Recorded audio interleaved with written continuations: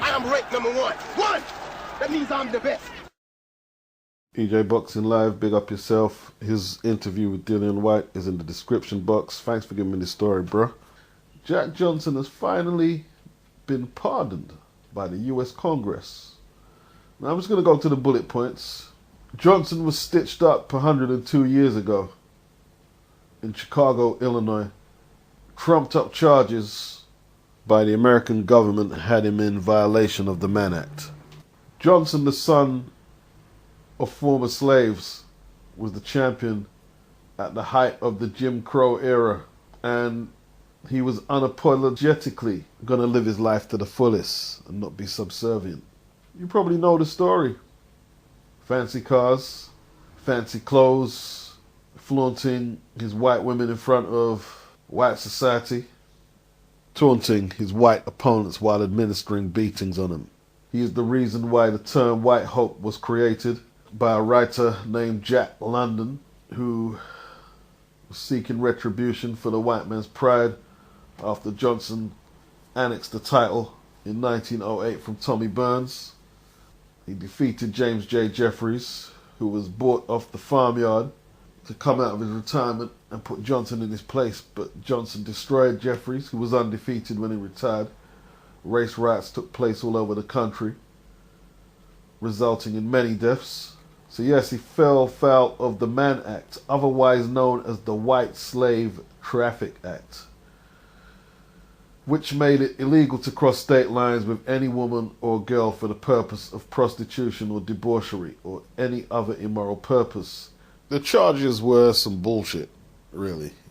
Johnson was being punished for his previous relationships with white women and his lavish lifestyle, and his outspoken nature, of course. Johnson fled the country to avoid prison.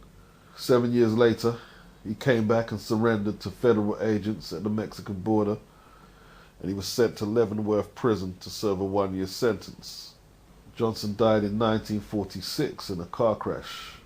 Kind of a fitting death that he died in a car crash, because he used to like driving fast, and apparently there's a story that he got stopped driving pretty fast, and it was an on-the-spot fine.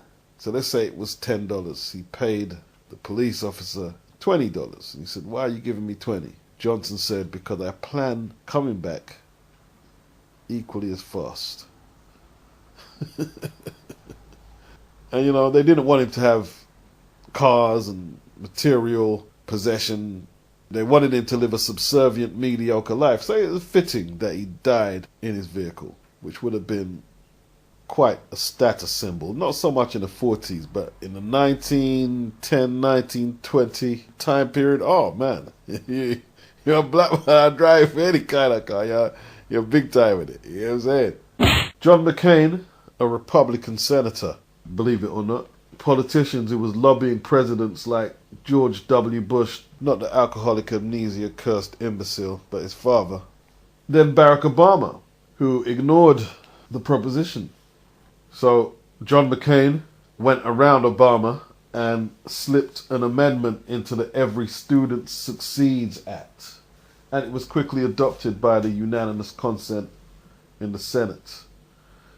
Though the House signed off on the formal request for a pardon of Johnson last week, old BZ, good old Barry, is still yet to give his consent. But administration officials have already said Obama plans to sign ESSA into law. Jack Johnson's long journey from racial injustice to redemption may finally be at an end. Got your shot. Now give me mine. A brave man who smiled defiantly. He never let himself feel oppressed. Didn't feel sorry for himself. I like that.